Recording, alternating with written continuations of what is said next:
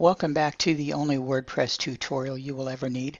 This is Michael Joshua from EasyAskMarketing.com, and we are now going to start Module 9. This is a very short module. We're just going to do a couple of things here to finish some customization.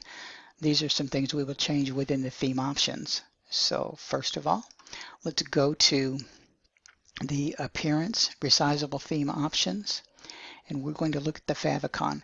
The Favicon is a small image that shows up at the very top of the, it shows up in the tab of a browser. So sometimes you might want an image there. If you don't, you can certainly not do this, but it kind of adds a little bit more branding to your site. So I would recommend you do it. Now I'm taking the logo I use for Easy Ask Marketing.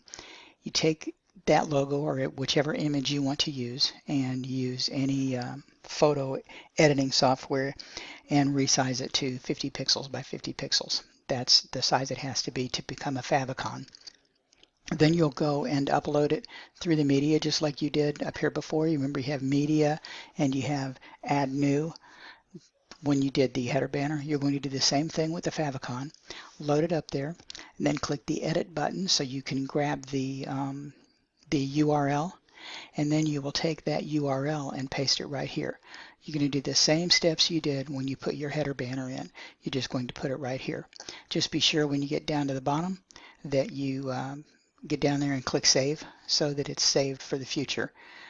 And then where you're going to see it is right here. I know you can't see it because this image is very small, but it just adds a brand to your site. So it's pretty important to go ahead and put it there. It doesn't, it doesn't take that much time, and it just adds a little bit more to your site. The next thing we're going to do is click on Appearance, Resizable Theme Options, and you see these options right here. There are a couple of things we're going to change here. We're not going to change very much right now, but we are going to change some general things. The first thing we're going to do is get on the general settings right here. That's the one you want to look at. And we're going to input a contact form email. If you use contact forms in your site, it will grab this email if you have filled this in. So that way you don't have to worry about it. If people go looking for where they need to contact you, they can actually find it pretty readily. So put in the new info email that you set up when you first set up your site.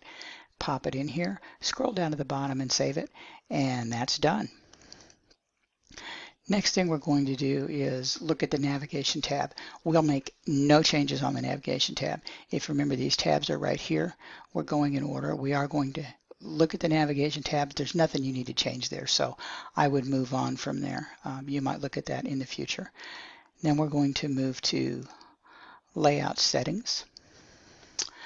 And usually most generally accepted principle is to place the sidebar only on the right, not on the left. So we're going to follow that, and we're going to disable the left sidebar. So if you click right here to disable it, scroll down to the bottom and save it, that will take it off of your site. Then when you go take a look at your site, this is what you're going to see.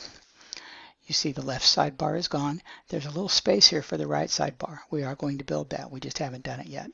So this is how your site is going to look, and this is exactly the format that people expect to see on e-commerce sites. So that's all for this module, and I will see you in Module 10.